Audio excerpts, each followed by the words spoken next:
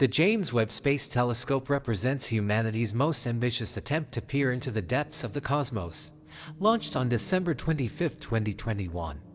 This engineering marvel sits approximately 1.5 million kilometers from Earth at Lagrange Point 2, positioned perfectly to observe the universe without interference from our planet's thermal signature.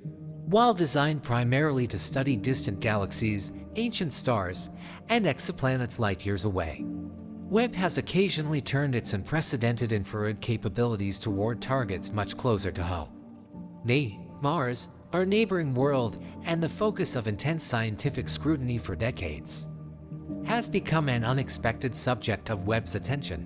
What the telescope discovered during its observations has generated profound questions within the scientific community, revealing atmospheric phenomena and surface characteristics that challenge our existing models of Martian geology and climate dynamics. The decision to point Webb at Mars was not initially part of the telescope's primary mission profile. Scientists dedicated years to planning observations of the early universe, searching for the first galaxies that formed after the Big Bang, analyzing the atmospheric composition of distant exoplanets, and studying star formation in nebulae billions of miles away. Mars seemed too close, too bright, and too well studied by existing missions to warrant attention from such a powerful and expensive instrument. However, several researchers proposed a series of short observations that would complement data from rovers, orbiters, and ground-based telescopes.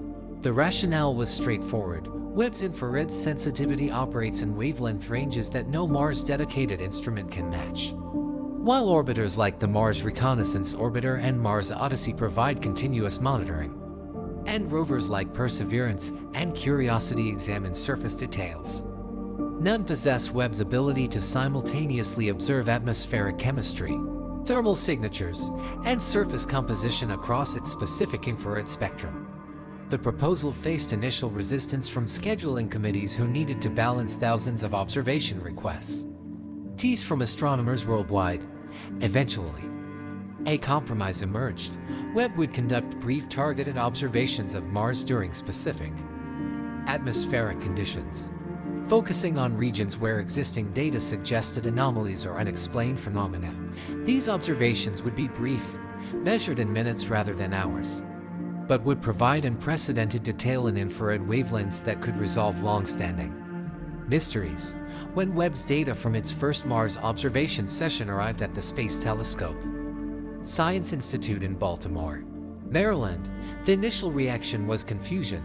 The images showed features that did not match predictions based on existing models. Atmospheric circulation patterns appeared disrupted in ways that current understanding of Martian weather could not explain. Thermal signatures from certain surface regions exhibited variations inconsistent with known geological processes. Most puzzling were spectral signatures indicating chemical compounds in concentrations and locations that contradicted decades of prior observations. The science team spent weeks verifying the data, checking for instrumental artifacts, calibration errors, or processing mistakes. Every verification confirmed the same result: Webb had detected something genuinely unexpected. The discovery was not a single dramatic finding, but rather a collection of interrelated anomalies that collectively suggested fundamental gaps in our understanding of Mars. This revelation occurred at a particularly significant moment in Mars exploration. NASA's Perseverance rover continues to collect samples in Jezero crater, preparing them for eventual return to Earth. The Ingenuity helicopter has demonstrated powered flight in the thin Martian atmosphere. China's Zhurong rover has explored Utopia Planitia. The European Space Agency and Russia have faced setbacks with their ExoMars program but remain committed to future missions. Private companies discuss ambitious plans for human missions within the next decade. Against this backdrop of intensive exploration and future planning, Webb's discoveries raise profound questions about what we think we know about the Red Planet. The infrared revolution. Understanding what Webb discovered requires understanding what makes its capabilities unique. The James Webb Space Telescope observes the universe primarily in infrared wavelengths, a portion of the electromagnetic spectrum invisible to human eyes. While the Hubble Space Telescope, still operational and producing valuable science, observes primarily invisible light with some ultraviolet and near-infrared capability. Webb was designed specifically for longer infrared wavelengths. This distinction is not merely technical but fundamentally changes what the telescope can detect and reveal. Infrared radiation is essentially heat radiation. Every object with a temperature above absolute zero emits infrared light, with the wavelength depending on the object's temperature. Cooler objects emit longer wavelengths, while hotter objects emit shorter wavelengths. Webb's instruments can detect infrared light ranging from near-infrared, closer to visible light, to mid-infrared, capturing thermal emissions from objects at various temperatures. This capability allows Webb to see through dust clouds that block visible light, detect the heat signatures of forming planets around young stars, and analyze the chemical composition of atmospheres through infrared spectroscopy for Mars. Observations. These capabilities offer several advantages. The Martian atmosphere, though thin, contains dust, water vapor, and carbon dioxide that interact with infrared radiation in specific ways. Different atmospheric gases absorb and emit infrared light at characteristic wavelengths, creating spectral signatures that reveal their presence and concentration. Webb spectroscopic instruments can measure these signatures with precision that ground-based telescopes cannot match, even with the largest mirrors and most sophisticated adaptive optics systems. Earth's own atmosphere absorbs much of the infrared light from space, particularly in wavelengths where water vapor and carbon dioxide are present.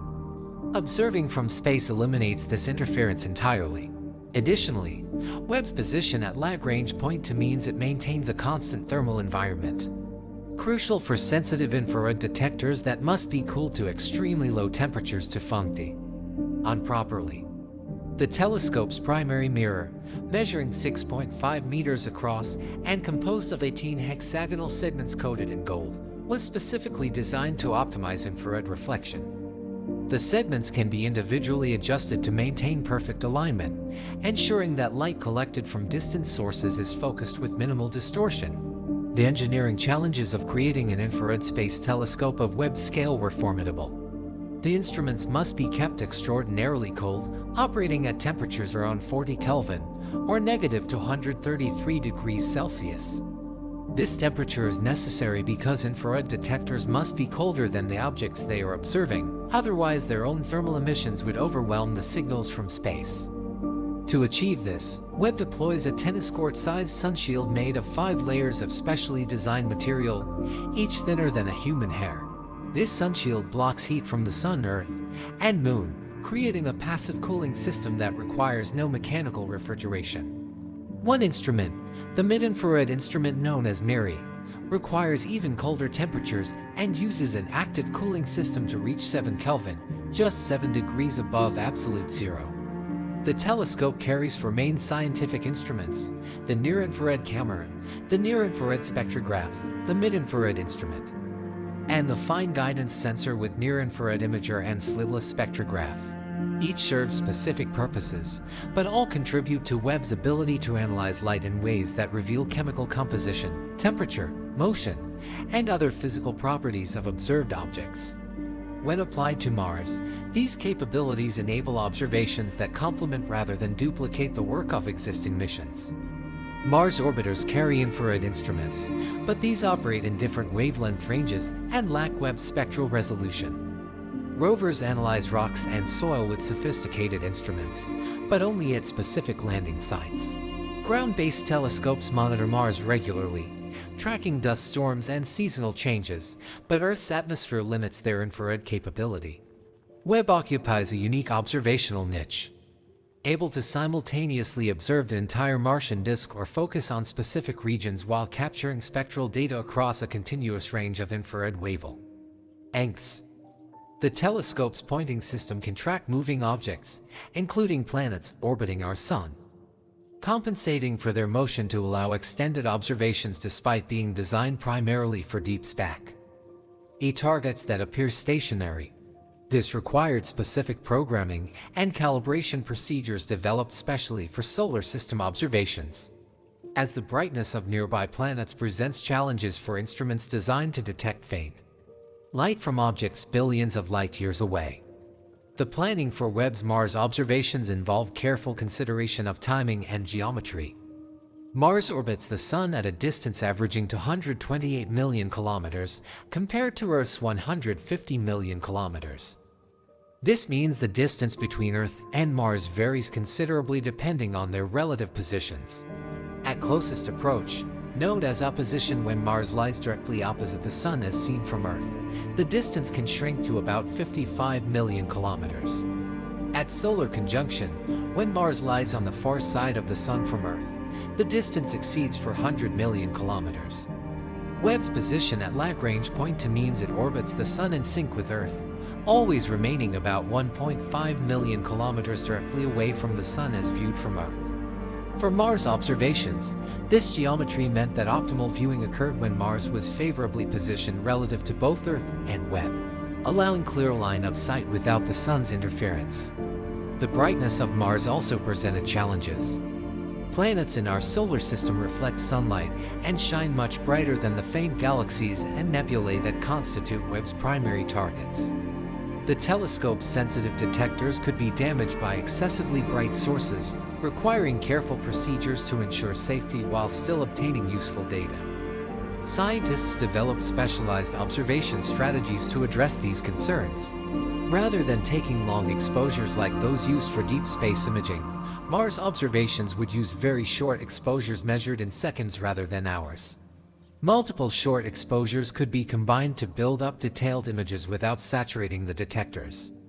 Specific filters would block certain wavelengths, preventing the brightest light from overwhelming the instruments while still capturing the infrared features of interest. The observation team selected specific regions of Mars for detailed study rather than attempting comprehensive mapping of the entire planet. These regions included areas where previous missions had detected unusual features or where theoretical models predicted interesting phenomena. Polar ice caps drew attention because their seasonal growth and retreat involve complex interactions between the atmosphere and surface. Thales Marineris, the vast canyon system stretching across Mars's equatorial region, offered opportunities to study atmospheric circulation and surface composition in dramatic topographic relief. Volcanic regions like Olympus Mons and the Thorsis Plateau promised insights into thermal properties and possible ongoing geological activity. Ancient riverbeds and lake basins, particularly Jezero Crater where Perseverance currently operates, held potential for understanding past water activity and its atmospheric implications. The first observations executed flawlessly from a technical standpoint. Webb's mirrors aligned perfectly, the guidance systems tracked Mars accurately compensating for its motion, and the instruments collected data across their designed wavelength ranges. The downloads transmitted successfully to Earth, and processing began immediately using calibration procedures refined during the telescope's commissioning phase. Initial quality checks confirmed that the data met expected signal-to-noise ratios and showed no obvious instrumental artifacts. The science team began their analysis expecting to see familiar Martian features in a wavelength range, anticipating that Webb's unique perspective would provide incremental improvements to existing knowledge, filling in spectral gaps and offering better resolution in certain infrared bands. What they saw instead prompted immediate questions and required weeks of careful verification before the team felt confident discussing their findings beyond the immediate working group. The atmospheric mystery. The Martian atmosphere is dramatically different from Earth's. At the surface, atmospheric pressure averages about 600 pascals, less than 1% of Earth's sea level pressure. This thin atmosphere consists of roughly 95% carbon dioxide, with nitrogen and argon comprising most of the remainder. Trace amounts of water vapor, oxygen, carbon monoxide, and other gases complete the mixture. Despite its thinness, this atmosphere drives weather patterns, creates clouds, generates dust storms that can envelop the entire planet, and undergoes dramatic seasonal changes as carbon dioxide freezes out of the atmosphere at the winter pole and sublimes back into gas at the summer pole. Understanding Martian atmospheric dynamics is crucial for future human missions, as astronauts will need to contend with dust storms, temperature extremes, and the challenges of landing large spacecraft in such thin air. Decades of observations from orbiters and surface missions have built detailed models of atmospheric circulation, seasonal cycles, and chemical composition. Webb's atmospheric observations revealed discrepancies with these established models. The telescope's spectroscopic capabilities detected carbon dioxide absorption features that exhibited unexpected patterns across different regions of the planet. In atmospheric science, spectroscopy works by measuring how gases absorb specific wavelengths of light. Each molecule has characteristic absorption features determined by its quantum mechanical properties. When infrared light from the Sun passes through Mars's atmosphere before reflecting off the surface and traveling to Webb's detectors, gases in the atmosphere absorb specific wavelengths, creating dark lines in the spectrum. By analyzing these absorption patterns, scientists can determine which gases are present, at what concentrations, and at what altitudes, because absorption strength depends on the amount of gas the light traversed. The carbon dioxide features observed by Webb showed variations that suggested the atmosphere's structure differed from predictions in specific regions. Temperature profiles derived from spectral line shapes indicated layers of atmosphere at unexpected temperatures. On Earth, atmospheric temperature generally decreases with altitude in the troposphere before increasing again in the stratosphere due to ozone absorption of solar radiation. Mars lacks a significant ozone layer, so its temperature profile follows a different pattern, but one that scientists thought they understood well from decades of measurements. The Webb data suggested localized regions where the temperature-altitude relationship deviated significantly from the expected profile. These temperature anomalies appeared to correlate with specific surface features, particularly in volcanic regions and certain canyon systems. The correlation was not absolute, but statistical analysis indicated a relationship stronger than random chance would produce. Even more puzzling, the anomalies varied over timescales of days to weeks, changing faster than any known Martian weather process should produce. Seasonal changes on Mars occur predictably as the planet orbits the Sun and solar heating shifts between hemispheres. Dust storms develop and dissipate over periods of days to months, with occasional global events that shroud the entire planet lasting for months. But these atmospheric temperature variations appeared and disappeared more rapidly, and did not correlate with dust storm activity or seasonal timing. Scientists examining the data proposed several potential explanations. Perhaps Webb was detecting the effects of localized dust devils or small-scale convection cells that previous observations had missed. Mars's surface heats dramatically during the day when exposed to direct sunlight, and this heating drives convection as warmed air rises. However, the temperature anomalies Webb detected appeared too organized and too persistent to be explained by random convection events.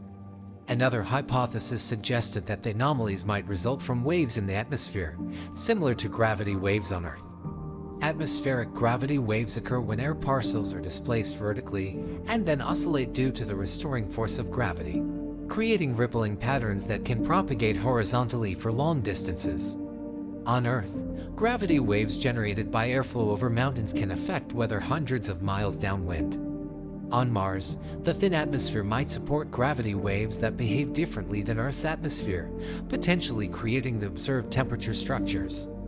Yet the spatial patterns and temporal evolution of the anomalies did not match predictions from atmospheric wave models. Researchers ran simulations using the best available Martian atmospheric models, inputting conditions that matched the time and location of Webb's observations. The simulations could not reproduce the observed temperature profiles without introducing arbitrary assumptions about unreported dust concentrations or surface heating that contradicted simultaneous observations from Mars orbiters. The water vapor distribution revealed by Webb added another layer of complexity. Mars's atmosphere contains very little water vapor, with relative humidity far below Earth's driest deserts. This water cycles between the atmosphere, polar ice caps, and possibly reservoirs beneath the surface. Satellites have mapped water vapor distribution many times using infrared spectrometers aboard various orbiters. These measurements show expected patterns. Water vapor concentrations peak above the summer polar cap where water ice sublimates, and decrease at higher altitudes because the cold temperatures cause water to condense and precipitate out of the air. Webb's observations detected water vapor signatures that appeared in locations and concentrations inconsistent with this established understanding. Specifically, certain regions showed water vapor at altitudes where temperatures should cause immediate condensation. The concentrations were not enormous, still far less than Earth's atmosphere contains, but they were measurably higher than models predicted for those specific conditions. Atmospheric scientists reviewing the data debated whether the discrepancy indicated problems with existing models and known sources of water vapor, or perhaps atmospheric dynamics that somehow prevented expected condensation. On Earth, water vapor can be lofted to unexpected altitudes by powerful convective storms, but Mars lacks the atmospheric density and heat capacity to generate Earth-like thunderstorms. Some researchers suggested that the observations might indicate release of water vapor from surface or subsurface sources. Mars has large reservoirs of water ice at both poles, and ground-penetrating radar has detected what appears to be additional ice beneath the surface at mid-latitudes. If subsurface ice were subliming and venting into the atmosphere through cracks or porous rock, this could inject water vapor at locations not accounted for in atmospheric models. However, such venting should produce observable surface features like the seasonal dark streaks called recurring slope linea that some scientists interpret as evidence of liquid brine flows. No obvious surface features correlated with the anomalous water vapor detections. The methane question also resurfaced in light of Webb's observations. Methane on Mars has been controversial for years. The European Space Agency's Mars Express orbiter reported methane detection starting in 2004, measuring concentrations of about 10 parts per billion in certain regions. The Curiosity rover also detected methane spikes in Gale Crater, with concentrations varying seasonally and showing occasional sudden increases to about 7 parts per billion before dropping back to near zero. These detections have been difficult to reconcile with atmospheric chemistry models because methane should be destroyed by ultraviolet light and chemical reactions over a timescale of several hundred years. Its presence suggests either ongoing sources, geological or biological, that continuously replenish the gas, or unknown atmospheric processes that preserve methane longer than current models predict. Adding to the confusion, the Trace Gas Orbiter, specifically designed to map trace gases including methane with very high sensitivity, has reported no detections above its threshold of 0.05 parts per billion, contradicting the earlier measurements. Webb's infrared capabilities include sensitivity to methane absorption features. The initial observations did not focus specifically on methane detection, as the telescope observed broader wavelength ranges to characterize overall atmospheric composition. However, in analyzing the spectral data, researchers examined the wavelengths where methane absorbs infrared light. The results were ambiguous. Some spectral features suggested methane presence at concentrations consistent with earlier Mars Express and Curiosity measurements, but the signal-to-noise ratio was marginal. And other explanations for the observed spectral shapes could not be excluded. More importantly, the spatial distribution of potential methane signals did not match any previous observations or theoretical predictions. Rather than appearing as localized plumes originating from specific surface regions, the potential methane signatures appeared in patches across multiple regions with no obvious geographical connection. This pattern made no sense given methane's expected atmospheric behavior. Once released into Mars's atmosphere, methane should disperse through atmospheric circulation, mixing throughout the hemisphere over days to weeks. Localized concentrations should only exist near active release points before dispersal dilutes them. The atmospheric findings from Webb did not constitute a single coherent discovery but rather a collection of observations that failed to match expectations. Each individual discrepancy might be explained through specific mechanisms, but collectively they suggested systematic gaps in understanding Martian atmospheric behavior. The science team prepared preliminary reports for presentation at conferences and eventual publication, carefully documenting the observations and the verification procedures used to ensure data quality. Simultaneously, teams began planning follow-up observations that would focus specifically on the regions showing the most significant anomalies, using different instrumental configurations and observing at different times to track changes. These follow-up observations would need to wait for scheduling approval and appropriate orbital geometry, as Webb's primary mission required most of its observing time to remain dedicated to deep space targets. The wait would extend months, during which time the mystery of Mars's atmosphere would deepen with the arrival of Webb's surface observations. Thermal patterns. While the atmospheric observations generated significant discussion, Webb's thermal imaging of Mars's surface produced even more dramatic questions. Thermal infrared observations reveal the temperature of surfaces by measuring the intensity of thermal radiation they emit. During Martian daytime, the surface heats rapidly in direct sunlight, with temperatures in equatorial regions potentially reaching 20 degrees Celsius or even slightly higher in sheltered locations with dark rocks. At night, lacking a substantial atmosphere to retain heat, surface temperatures plummet to -80 or -100 degrees Celsius. This extreme diurnal temperature range has significant implications for geological processes, affecting how rocks expand and crack, how frost forms and sublimes, and how any subsurface ice might migrate through soil. Previous thermal imaging from Mars orbiters has mapped these temperature patterns extensively, showing expected variations based on latitude, elevation, surface composition, and time of day. Webb observed Mars during what should have been a relatively quiescent period, with no major dust storms active and seasonal conditions falling within normal parameters based on the Martian calendar. The observation sequence included both day-side and night-side imaging, taking advantage of Webb's ability to detect the infrared glow from the planet's night side that no visible light telescope could capture. The day-side thermal images largely matched expectations, showing temperature patterns that correlated predictably with surface features, albedo, and solar illumination angle. Rocky areas and darker regions heated more than brighter, dustier terrain. Higher elevations showed cooler temperatures as expected. Canyon floors exhibited thermal variation corresponding to shadow patterns cast by canyon walls. The night-side observations, however, revealed features that prompted immediate scrutiny. Certain regions remained significantly warmer than their surroundings despite identical solar heating history during the preceding day.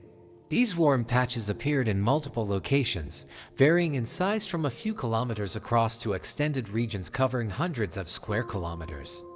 Thermal imaging at night reveals information about subsurface thermal properties.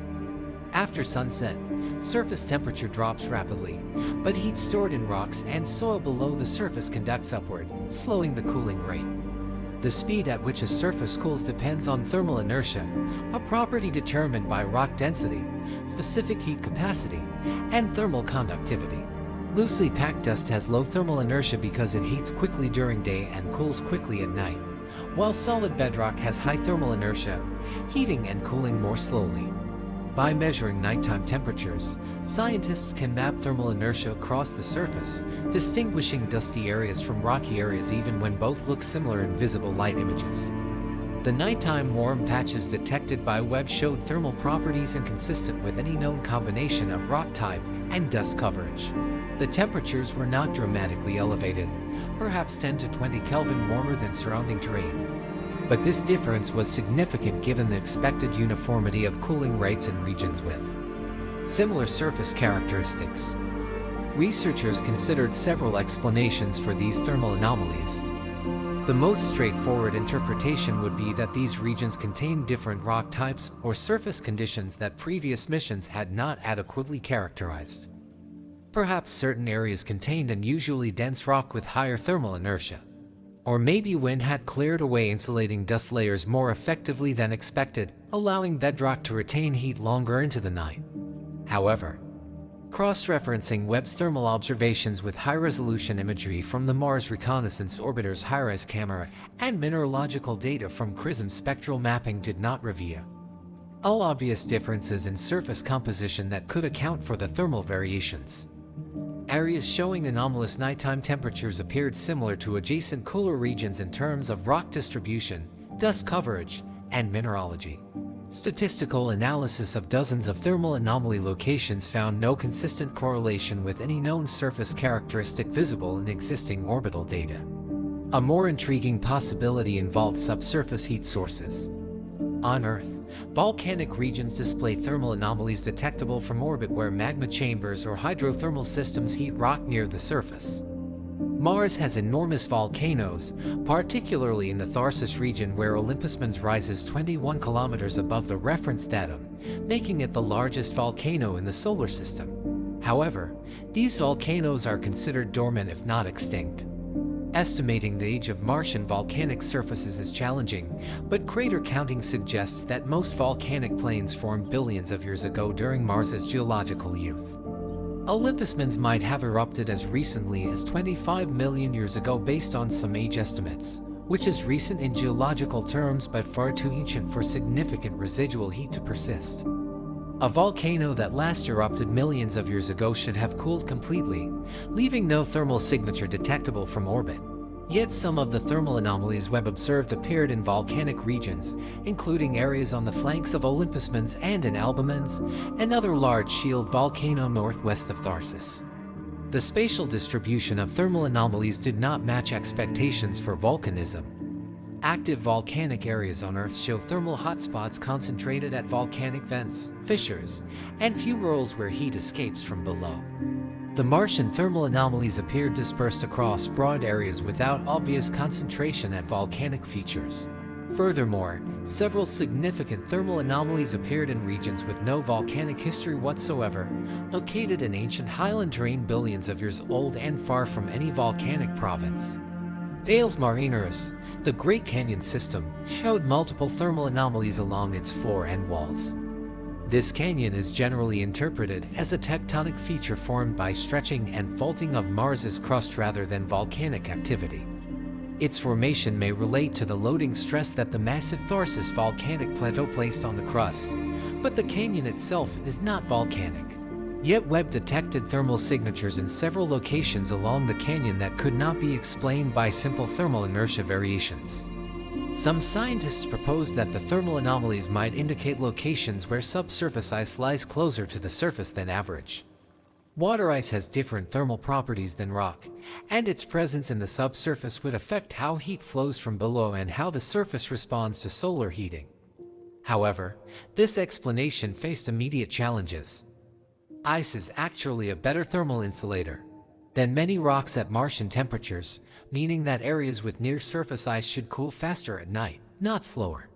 The thermal signatures observed by Webb indicated areas staying warmer, opposite to what subsurface ice would produce. Additionally, many anomaly locations were at latitudes and elevations where subsurface ice should not be stable. Ground ice on Mars exists primarily at high latitudes where temperatures remain cold year-round. At equatorial latitudes, any ice in the near subsurface should sublimate over time, migrating downward until it reaches depths where temperatures remain below the frost point. The thermal anomalies appeared across all latitudes including equatorial regions where ice should not exist close to the surface. Another hypothesis invoked atmospheric effects rather than surface or subsurface sources. Perhaps localized atmospheric conditions created during the Martian day influenced nighttime cooling rates. Dust devils and convective updrafts might concentrate dust in certain regions, creating temporary atmospheric insulation that slowed cooling after sunset. However, thermal modeling of such scenarios produced inconsistent results. The amount of atmospheric dust required to significantly affect surface cooling rates would be visible in orbital imagery and would also affect daytime heating, which the observations did not support. Moreover, dust devils are transient features moving across the landscape and likely to create stationary thermal patterns that persisted over the multiple nights of Webb's observations. The science team also considered whether the anomalies might be instrumental artifacts, perhaps caused by stray light, detector noise, or calibration errors. Extensive checks eliminated this possibility. Webb's instruments were functioning perfectly, calibration procedures had been validated against well-characterized astronomical sources, and the thermal features appeared consistently in multiple independent observations using different instrumental configurations. The geographic distribution of thermal anomalies revealed one tantalizing pattern when plotted on geological maps of Mars. Several clusters of anomalies aligned with what geologists call dichotomy boundary. the transition between Mars's ancient southern highlands and younger northern lowlands. This boundary represents one of Mars's most dramatic geological features, with the lowlands sitting several kilometers below the highlands and showing much younger surface ages based on crater counts. The origin of this dichotomy remains debated. Hypotheses include an ancient giant impact that excavated the northern hemisphere, mantle convection patterns that created asymmetric crust formation, or some combination of processes. The apparent correlation between thermal anomalies and the dichotomy boundary suggested a connection to deep crustal structure, or ancient geological processes that shaped the planet's fundamental architecture. However, the correlation was imperfect, with many anomalies appearing far from the boundary and some sections of the boundary showing no anomalies at all, leaving the relationship ambiguous. Researchers attempted to model thermal sources that could explain the observations. Radioactive decay of uranium, thorium, and potassium in crustal rocks generates heat, and variations in the concentration of these elements could theoretically create thermal differences. However, the heat generated by radioactivity is distributed relatively uniformly throughout the crust, producing gradual large-scale temperature variations rather than discrete anomalies a few kilometers across. More localized heat sources would require either recent volcanic intrusions bringing hot magma close to the surface, or active hydrothermal circulation moving heat through flowing water or vapor. The volcanic intrusion hypothesis faced the challenge of Mars's apparently dormant volcanism, while hydrothermal circulation required liquid water at depth, something that remains unproven on modern Mars despite evidence that such systems existed billions of years ago when the planet was warmer and wetter. The thermal observations took on additional significance when combined with other recent discoveries about Mars. The InSight lander, which operated from 2018 until December 2022 when dust coverage on its solar panels finally ended the mission, carried a seismometer that detected Marsquakes, confirming that Mars remains seismically active. The largest quake detected registered magnitude 5, and analysis of seismic waves revealed information about Mars's interior structure including the size and state of its core. The seismic data indicated that Mars's core is larger and less dense than previous models predicted, suggesting it contains more light elements like sulfur mixed with iron. This finding has implications for understanding Mars's thermal state because light elements in the core affect how efficiently heat escapes from the planet's interior. The relationship between InSight's seismic discoveries and Webb's thermal observations remains unclear, but both suggest that Mars's interior might be more geologically active than appearances indicate. Spectral signatures beyond thermal measurements. Webb's spectroscopic capabilities provided detailed information about surface composition across infrared wavelengths. Minerals and chemical compounds absorb and reflect infrared light in characteristic patterns, determined by their molecular structure and chemical bonds, by analyzing reflected sunlight from Mars's surface across a continuous spectrum of wavelengths. Scientists can identify which minerals are present and estimate their abundance. Previous orbital spectroscopy has mapped Martian mineralogy extensively, identifying regions rich in iron oxides that give the planet its red color, detecting clay minerals that form in the presence of water, finding sulfate deposits left by evaporating water, and locating small amounts of carbonates and other minerals that provide clues about past environmental conditions. These spectral maps have guided rover missions to scientifically valuable sites and constrained theories about Martian geological and climate history. Webb's spectroscopic observations revealed absorption features that did not match any mineral or chemical compound in the extensive spectral libraries that planetary scientists have compiled. Spectral libraries contain laboratory measurements of how thousands of minerals, rocks, ices, and organic compounds interact with light across all wavelengths. When analyzing data from a planet, scientists compare observed spectra to these library spectra to identify matches. The process is not always straightforward because spectra from planetary surfaces represent mixtures of multiple materials, and environmental factors like temperature, grain size, and surface texture affect spectral features. Sophisticated algorithms and mix composite spectra and account for environmental effects to determine the most likely combination of materials present.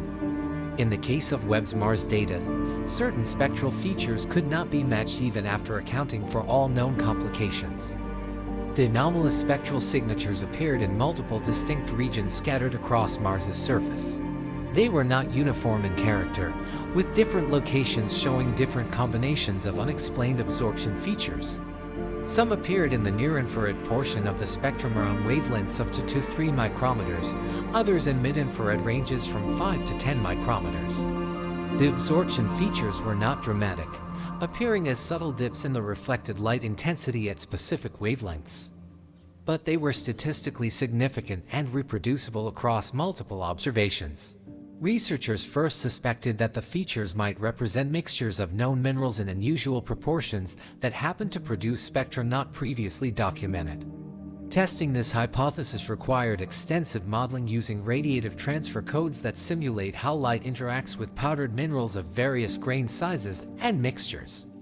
After months of work exploring thousands of possible mineral combinations and environmental parameters, no model successfully reproduced the observed spectra using only known Martian minerals. Attention turned to less conventional explanations.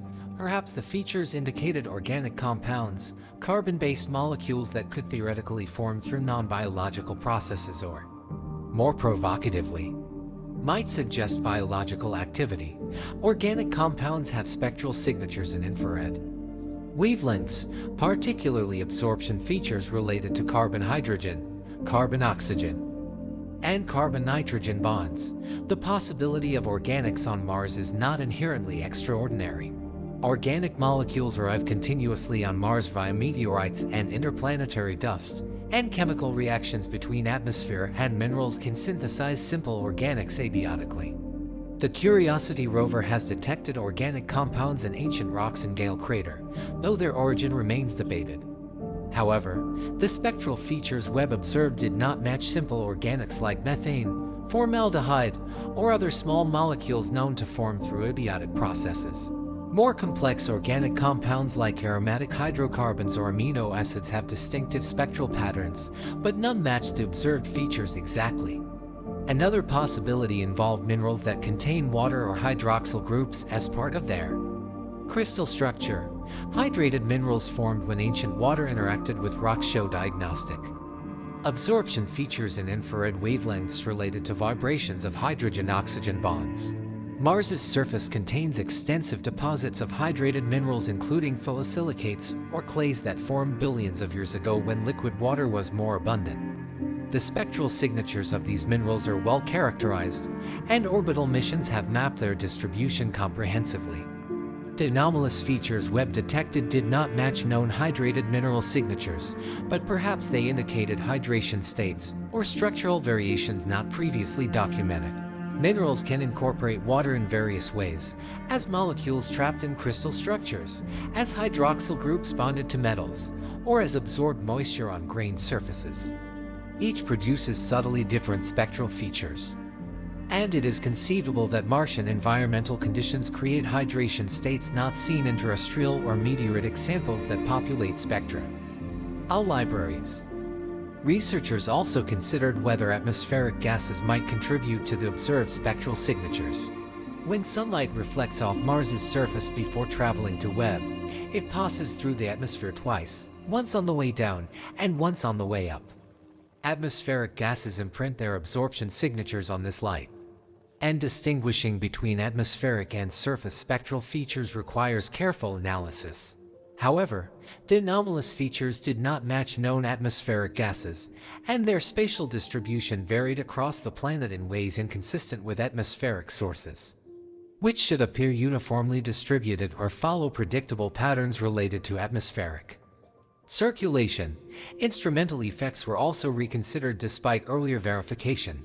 Spectral calibration is complex, requiring detailed knowledge of how instruments respond to different wavelengths.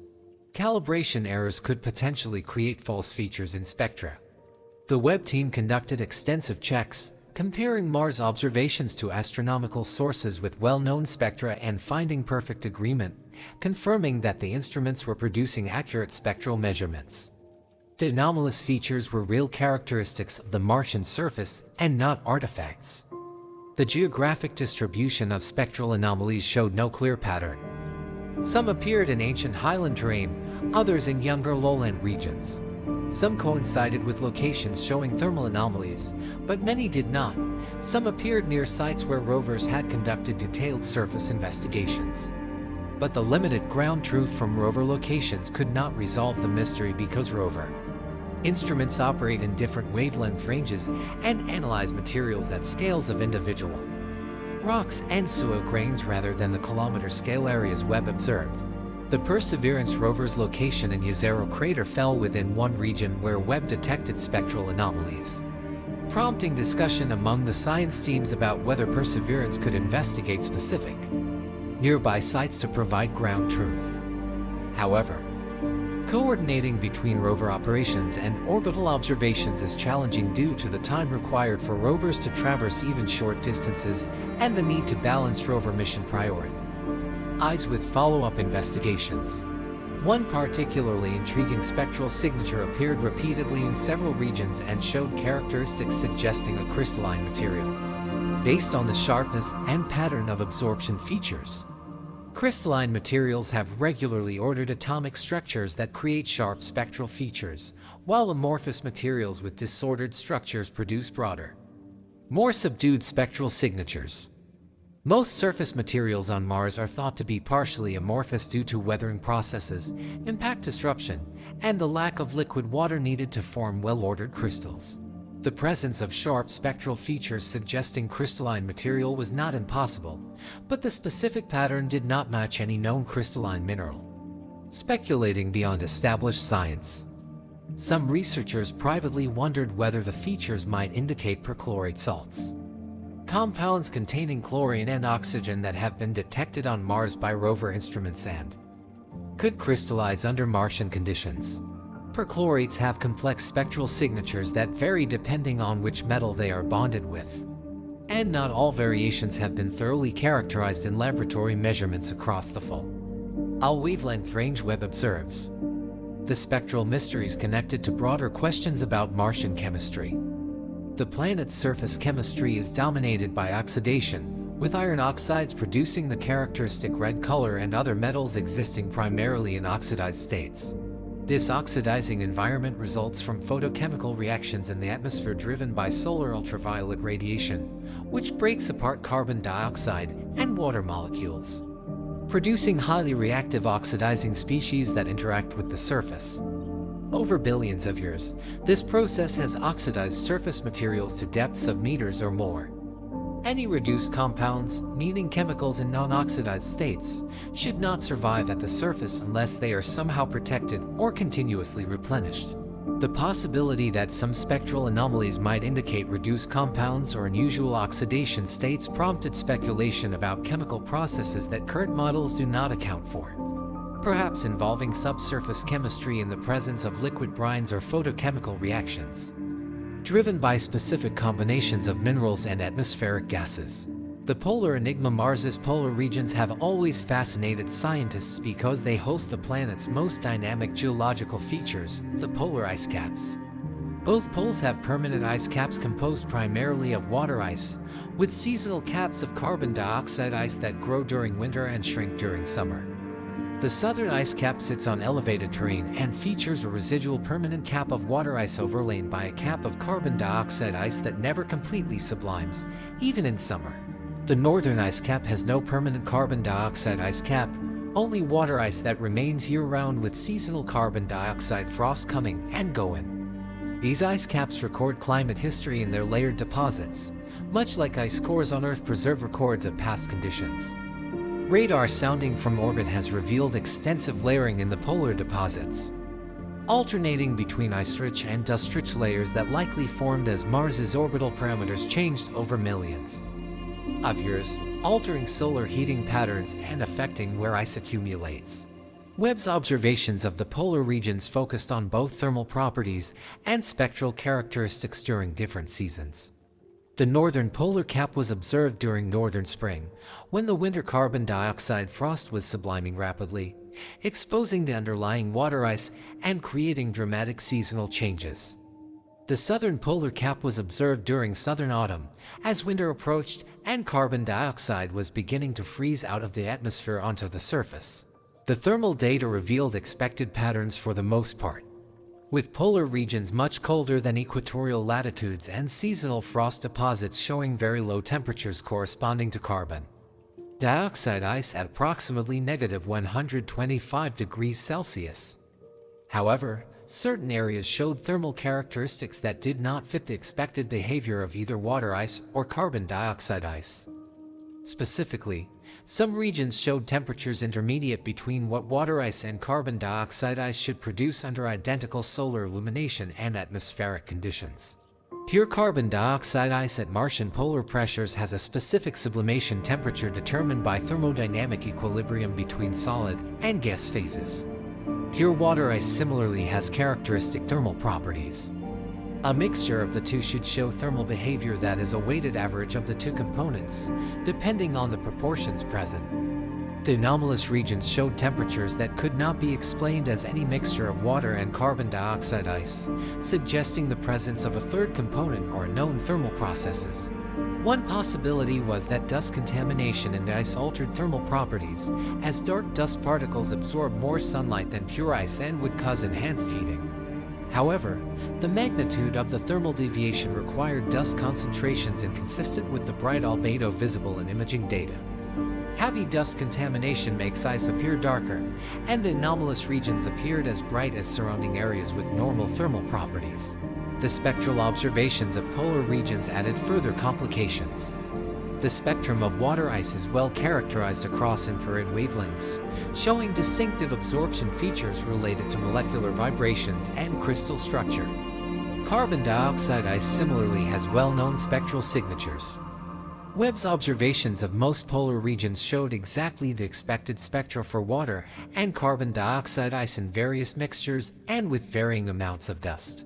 But certain areas exhibited spectral features that did not conform to these expectations. Additional absorption features appeared at wavelengths where neither water ice nor carbon dioxide ice should absorb light, suggesting the presence of other materials. Researchers considered numerous possibilities for these additional components. Frozen carbon monoxide could exist at polar temperatures, though it is normally too volatile to accumulate on Mars because the temperature is generally too warm even at the poles for carbon monoxide to freeze. Nitrogen ice was another theoretical possibility, but nitrogen in Mars's atmosphere exists at only a few percent concentration, far too low to form substantial ice deposits under any conceivable conditions. Clathrate compounds offered another potential explanation. Clathrates are structures where water ice forms cages that trap molecules of other gases. On Earth, methane clathrates exist in deep ocean sediments and permafrost regions, where high pressure and low temperature stabilize structures with methane trapped in water ice cages. In the solar system, clathrates are thought to exist on some moons of the outer planets and possibly in comets. On Mars, low atmospheric pressure makes surface clathrates unlikely under current models because pressure is generally too low to stabilize clathrate structures. However, subsurface clathrates might exist at depth where pressure from overlying material is higher. If subsurface clathrates were exposed by erosion or some process brought them to the surface, they might produce unusual spectral and thermal signatures. The spectral features Webb observed at the poles did not match laboratory spectra of known clathrates exactly. But the spectral library for clathrates is limited because laboratory studies have focused on a small number of gas combinations under limited temperature and pressure conditions. It is conceivable that Mars hosts clathrate varieties not yet created and studied in laboratories. The polar observations also revealed unexpected atmospheric activity. Clouds in Mars's atmosphere are composed either of water ice crystals or carbon dioxide ice crystals depending on temperature and altitude.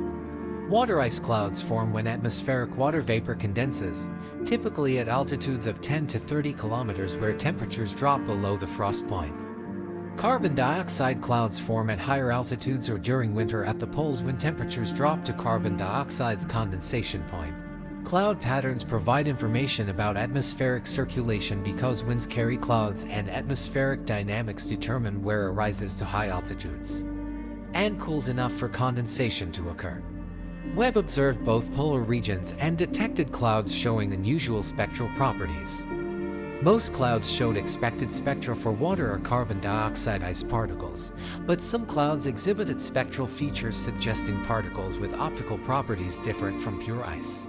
One interpretation suggested that these unusual clouds contained particles coated with dust or other materials that altered their spectral signatures. Dust particles can serve as condensation nuclei in the Martian atmosphere, providing surfaces on which ice crystals begin growing. If ice crystals formed on dust particles but did not grow large enough to completely bury the dust, the resulting particles would be composite structures with both ice and dust contributing to their optical properties. Alternatively, the unusual spectral signatures might indicate ice particles with uncommon crystal structures. Water ice can crystallize in different structures called polymorphs, with hexagonal ice being the common form on Earth but cubic ice and amorphous ice existing under certain conditions. These different ice structures have subtly different spectral signatures. Atmospheric conditions on Mars, particularly the very low temperatures and pressures at high altitudes, might favor ice crystal structures that differ from terrestrial ice, producing the observed spectral peculiarities. The dynamics of polar atmospheric activity also showed unexpected features.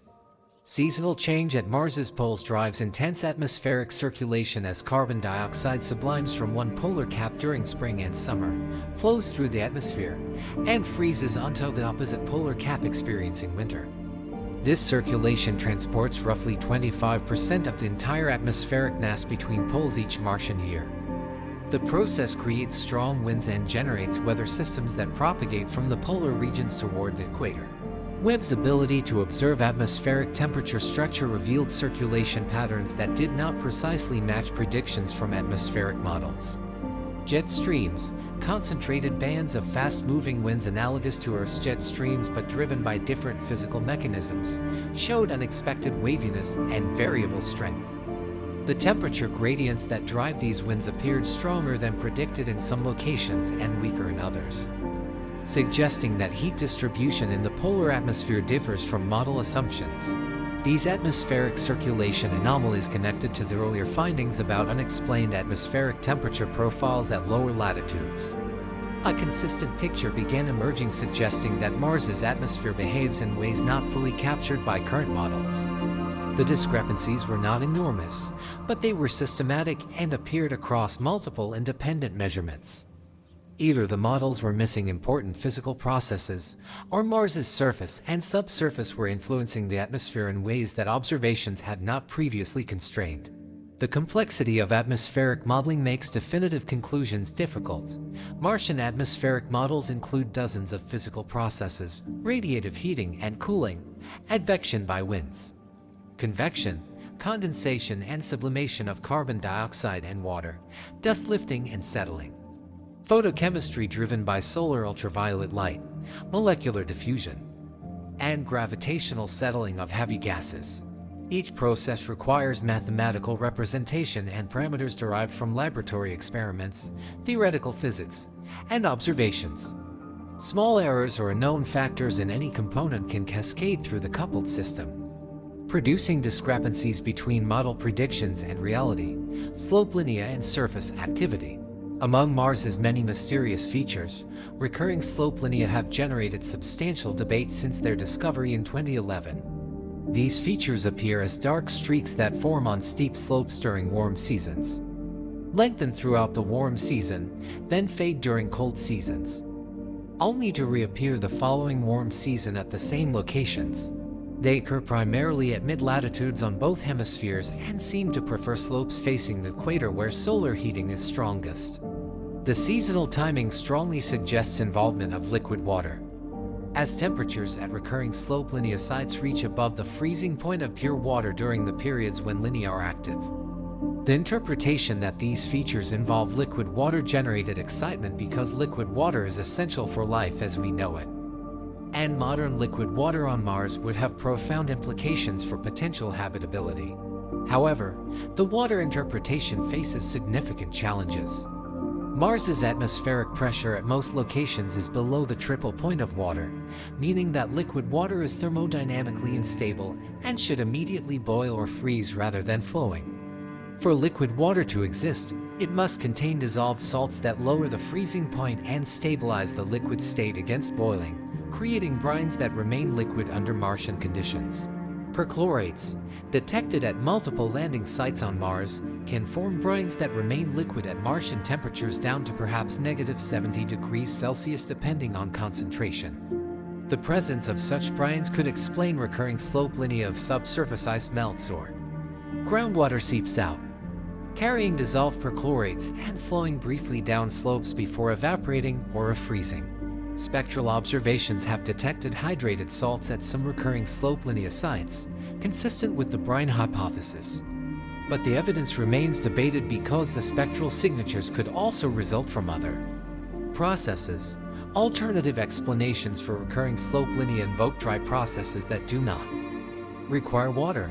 Flowing sand or dust triggered by temperature changes might produce the observed darkening through processes analogous to avalanches.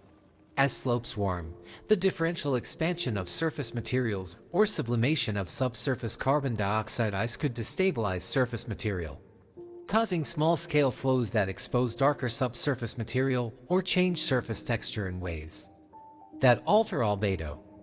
These dry flow models can reproduce some aspects of recurring slope linea behavior, but do not explain all observations equally well, particularly the spectral detection of hydrated salts, which seems to require water involvement at some point. The debate has continued for over a decade without definitive resolution, with different research groups favoring different interpretations based on the same observational data. Webb's observations included several regions hosting recurring slope linea, observed during the active season when linea were forming and lengthening. The telescope's thermal and spectral capabilities offered new constraints on the physical conditions at these sites. Thermal observations aimed to detect temperature differences between actively forming linea and adjacent slopes that might indicate evaporative cooling if brines were present, or frictional heating if dry flows were occurring. Spectral observations aimed to characterize any hydrated salts or moisture signatures associated with the linea. The results added complexity rather than clarity to the debate. Thermal data showed that some recurring slope linea sites exhibited temperatures slightly lower than immediately adjacent terrain, by perhaps 2 to 5 Kelvin. This difference was subtle but statistically significant across multiple sites. Evaporative cooling from water or brine would produce such a signature, as the energy required to evaporate liquid absorbs heat from the surroundings. However, the magnitude of cooling seemed smaller than expected if significant liquid water was actively evaporating. Models of evaporating brines under Martian conditions predicted cooling of 10 to 15 Kelvin or more, depending on flow rates and atmospheric humidity. The spectral data proved even more puzzling. Webb detected absorption features at some recurring slope linea sites that did not match any known hydrated salt spectral signatures from laboratory measurements. Some features appeared in wavelength regions where water absorption occurs, but the shape and strength of these features did not match liquid water, water vapor, or ice.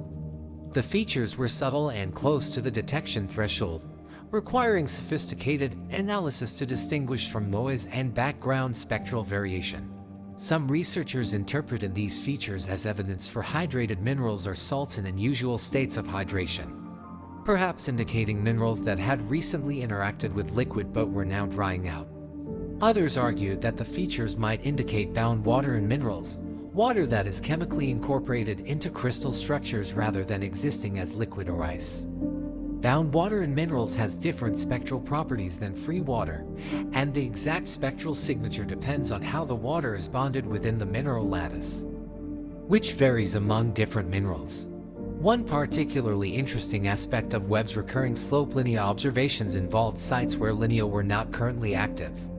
Webb observed several slopes that host recurring slope linea but during seasons when the linea had faded and were not visible. These inactive sites showed spectral signatures distinct from active sites, but still different from surrounding terrain that has never hosted linea. This finding suggested that recurring slope linea sites have surface compositions or properties that differ from adjacent slopes even when linea are not actively forming. The difference might indicate residual salts left behind by evaporating brines, or perhaps permanently altered surface materials resulting from repeated wetting and drying cycles if water is indeed involved. Alternatively, the compositional differences might pre-exist and actually determine where lineae form, with specific surface compositions creating the physical conditions necessary for lineae formation through either wet or dry processes. Comparing Webb's observations with data from other missions revealed additional intriguing patterns. The Mars Reconnaissance Orbiter's HiRISE camera has photographed recurring slope lineae sites hundreds of times over more than a decade, documenting their seasonal activity in exquisite detail. Researchers have tracked individual lineae as they appear, lengthen at rates of meters per day during peak activity, then fade over weeks as the season progresses. Combining this temporal information with Webb's spectral and thermal snapshots provided a more complete picture of lineae behavior. The data suggested that lineae at different latitudes and on different slope aspects showed variations in their spectral and thermal properties, implying that not all recurring slope lineae are identical processes. Some might involve water or brine, others might be dry flows, and perhaps some involve hybrid processes where both water and dry flow mechanisms contribute. This diversity would explain why the debate has been so difficult to resolve and why different observations seem to support different interpretations. The implications of recurring slope lineae extend beyond academic curiosity about Martian surface processes. If liquid water exists on Mars's surface, even as transient brines in pore spaces or thin films on soil grains, this dramatically changes the planet's habitability potential. Terrestrial microorganisms can survive in remarkably harsh conditions, including extremely cold temperatures, high salt concentrations, and intense desiccation. Microbes living in Antarctic soils, Atacama desert rocks, and deep subsurface environments on Earth face conditions approaching Martian extremes. If similar organisms ever evolved on Mars during its warmer, wetter past, descendants might persist in sheltered microenvironments where liquid water still occasionally appears. Recurring slope lineae sites would be prime candidates for such refugia.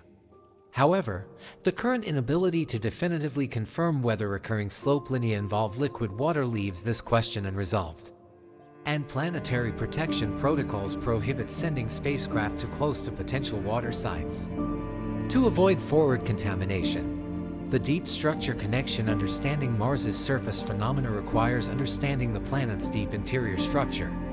Mars's formation 4.6 billion years ago occurred through accretion of material in the early solar system, with the planet growing from collisions of smaller bodies called planetesimals. This violent formation generated tremendous heat through impact energy and radioactive decay, melting the young planet and allowing heavy elements like iron to sink toward the center wall lighter rock. Why materials floated to form a mantle and crust. This differentiation process created Mars's layered internal structure with an iron core, silicate mantle, and thin crust. Over billions of years, Mars has been cooling, losing heat to space through radiation while radioactive decay continues generating internal heat at steadily decreasing rates. The balance between heat production and heat loss determines Mars's thermal evolution and governs geological activity including volcanism, tectonics, and magnetic field generation. The InSight mission provided humanity's first direct measurements of Mars's interior through seismology by detecting Marsquakes and analyzing how seismic waves propagated through the planet. Scientists determined the size and physical state of Mars's core and constrained mantle properties. The findings surprised researchers by indicating a core radius of approximately 1,830 kilometers, about half Mars's planetary radius, and significantly larger than pre-mission estimates. The large core size requires the core to be less dense than pure iron, implying substantial amounts of lighter elements mixed with the iron. These light elements, likely sulfur and possibly oxygen, carbon, or hydrogen, affect the core's thermal properties and its ability to sustain convective motion that generates magnetic fields. Mars lacks a global magnetic field today, unlike Earth whose core generates a strong dipolar magnetic field. But magnetic minerals in ancient Martian rocks record that Mars had a magnetic field billions of years ago that subsequently shut down. The implications of a large, light element-rich core connect to surface observations in multiple ways. A less dense core cools more slowly than a pure iron core would, because light elements increase the core's specific heat capacity and reduce its thermal conductivity. Slower cooling means Mars's interior retains heat longer, potentially sustaining geological activity beyond what simple models of a small iron core would predict. However, the core's light element content also affects its ability to convect. Convection in planetary cores drives magnetic field generation through dynamo processes where moving electrically conducting fluid generates magnetic fields.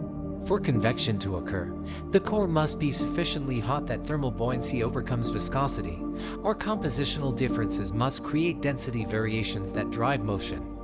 Mars's core appears to be entirely liquid based on seismic wave analysis, but liquid does not automatically convect unless temperature gradients or compositional gradients are steep enough. The shutdown of Mars's ancient magnetic field suggests that core convection ceased billions of years ago, though the exact timing and mechanism remain debated. Webb's surface observations take on additional significance when considered in the context of interior structure. The thermal anomalies detected at the surface could potentially relate to variations in heat flow from the interior. Heat generated by radioactive decay in the crust and mantle flows toward the surface at rates determined by temperature gradients and rock thermal conductivity. On Earth, heat flow varies significantly across the surface, with high values at mid-ocean ridges where hot mantle material rises and low values in stable continental interiors where thick crust insulates the surface from mantle heat. Mars's heat flow has never been directly measured at the surface, though InSight carried an instrument designed to do so. Unfortunately, the heat flow probe encountered unexpectedly hard soil and failed to penetrate to the required depth, leaving Martian heat flow unconstrained by direct measurement. Theoretical models predict average heat flow values around 20 to 30 milliwatts per square meter, much lower than Earth's average of about 80 milliwatts per square meter because Mars is smaller and has cooled more thoroughly. Variations in surface heat flow could arise from several mechanisms. Variations in crustal thickness affect how efficiently interior heat reaches the surface, with thin crust allowing higher heat flow and thick crust insulating the surface. Mars's crustal thickness varies dramatically, with the northern lowlands having much thinner crust than the southern highlands based on gravity measurements and geological observations. Variations in the concentration of radioactive elements in crustal rocks would create heat production variations, though radioactive decay generates heat throughout the crust rather than flowing from below. So this mechanism creates direct local heating rather than modulating deep heat flow. Mantle convection patterns beneath the crust could create regions where hot mantle material rises closer to the surface, increasing local heat flow. On Earth, mantle plumes create volcanic hotspots like Hawaii where hot rock ascends from deep in the mantle, sometimes from the core mantle boundary, generating surface volcanism far from tectonic plate boundaries. The possibility that Mars might still have active mantle plumes or other convective activity has been debated. Traditional views held that Mars cooled sufficiently for mantle convection to cease billions of years ago, rendering the planet geologically dead aside from occasional Marsquakes caused by cooling, contraction, and tidal flexing from the Sun's gravity. However, recent work has challenged this view. Computer simulations of Mars's thermal evolution suggest that conditions might support sluggish single-plate convection where the entire lithosphere forms a single stagnant plate covering the planet, but convection continues beneath at very slow rates. This mode differs from Earth's plate tectonics where multiple plates move independently, but still allows heat transport and potentially localized volcanism where mantle upwellings focus heat. Evidence for geologically recent volcanism on Mars has strengthened this perspective. Some volcanic plains show crater densities suggesting ages of only tens to hundreds of millions of years, very young by geological standards. Meteorites from Mars that have been analyzed on Earth include some with crystallization ages of only a few 100 million years, indicating that igneous activity occurred in the relatively recent geological past.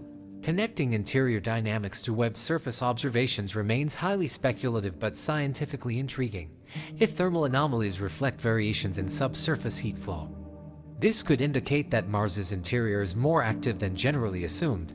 Localized regions of higher heat flow might allow subsurface ice to melt, creating liquid water at depth that could interact with minerals and potentially explain some of the spectral anomalies. Heat flow variations might also drive subtle geological processes including mineral transformations, gas release from rocks, or migration of subsurface fluids that could surface and alter atmospheric chemistry.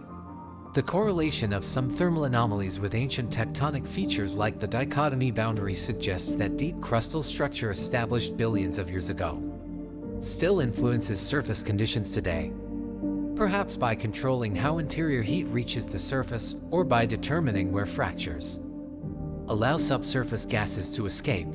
The question of whether Mars hosts liquid water in its deep subsurface has major implications.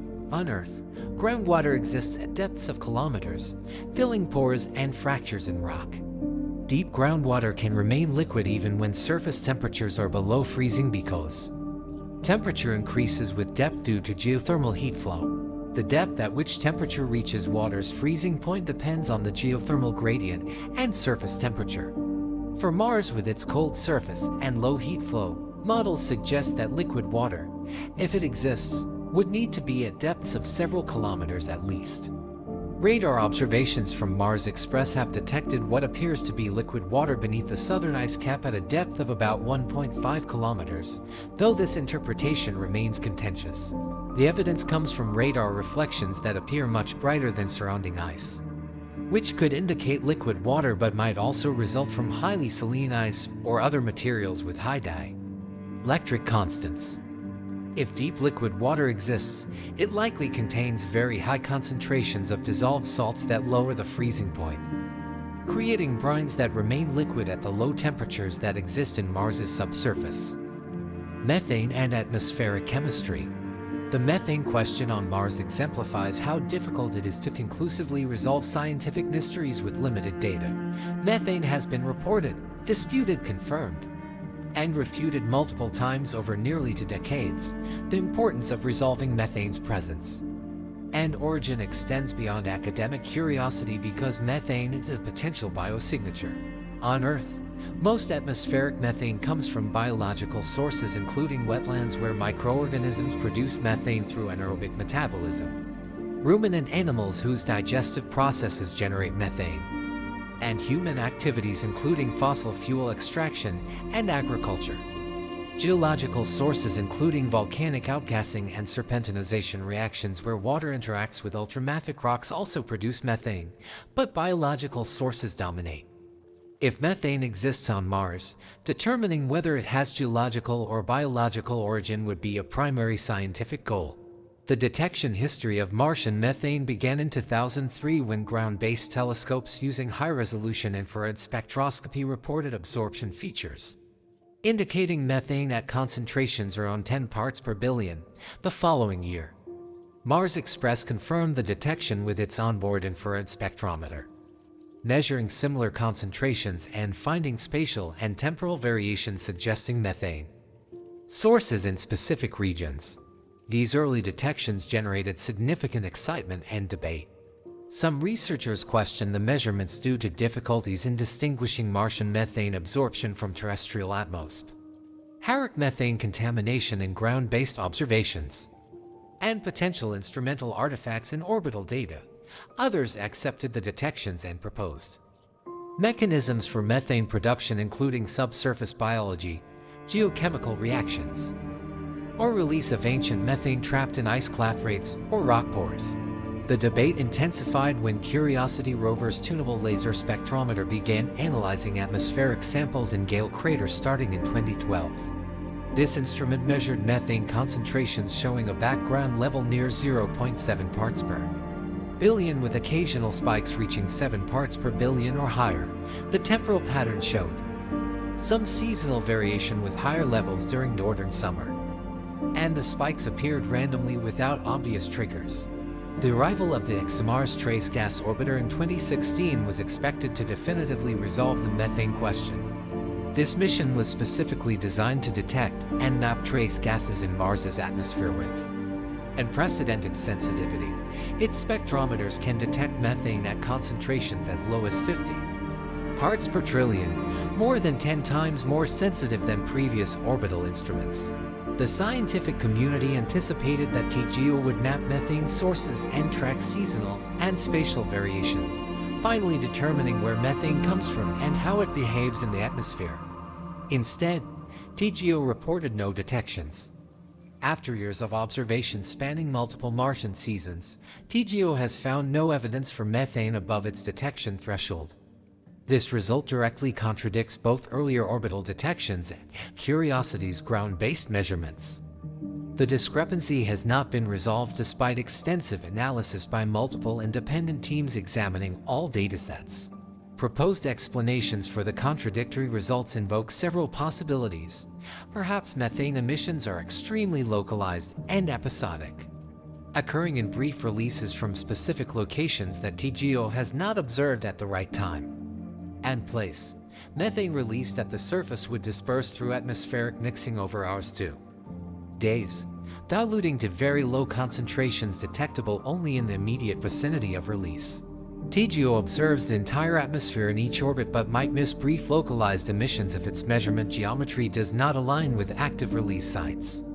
Curiosity measures air at one point on the surface and might occasionally sample methane plumes before they disperse, while TGO measures atmospheric columns averaging over large areas that dilute any localized signals below detectability. However, this explanation requires implausibly specific timing and locations to account for why TGO has never detected even a single event despite continuous monitoring over multiple years.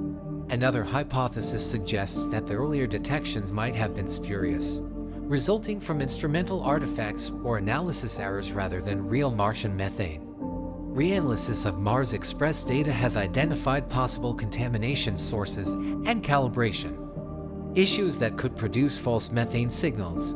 Ground-based telescope detections face challenges in fully removing terrestrial atmospheric contamination. However, Curiosity's measurements come from a well-calibrated instrument designed specifically for gas analysis, operating on Mars's surface where terrestrial contamination is impossible.